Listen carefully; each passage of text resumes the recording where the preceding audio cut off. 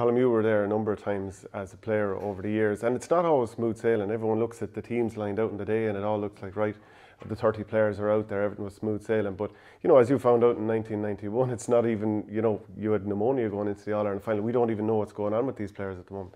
Yeah, it was just unfortunate. It was a great year for us after the 4 games with Dublin, and then about a week before the game I got pneumonia, and it's not the best thing to have coming up to a final, very sick and losing weight, and you know, anyway, it was a nuisance. But like as Stephen knows quite well, there's very few All-Irelands that you come into where everybody's fit, everybody's well, there's no problems. I think when we won the All-Ireland in '87, I think the build up to that All-Ireland was absolutely smooth. I don't think we had an injury problem, we had nothing. There was great excitement about it. Sean Boylan was of the view, which is quite different to most managers now, is that he embraced the crowds, he embraced all the atmosphere of it. We'd train maybe to 5,000 people at a training session.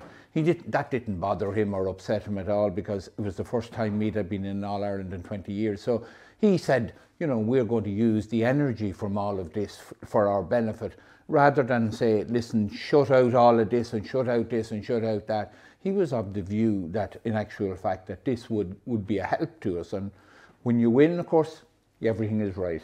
Yeah, like jumping back to that era, Liam Hayes and yourself, you were actually doing articles for newspapers, the Sunday Tribune and the Sunday Press, which both no longer exist, of course. But what was that like? Because, like, Stephen, you're not going to allow a player to do that these days. But, like, was Sean okay with that? Did you ever kind of step out of line? No, he would have never mentioned it. Like, I was doing it laterally in 89, 90. Liam, of course, was a professional journalist at that time. I was only a bit player, but it would never have been mentioned. Now, sometimes if you made a comment, some of the lads would say, you know, you'd be better off not saying that, particularly if you said something about some opponent that you might meet further down the line. And it was mentioned to me a couple of times by different players, different things I'd said about them or about their team. But overall, you know, I think most people are intelligent enough that they take these things with a grain of salt.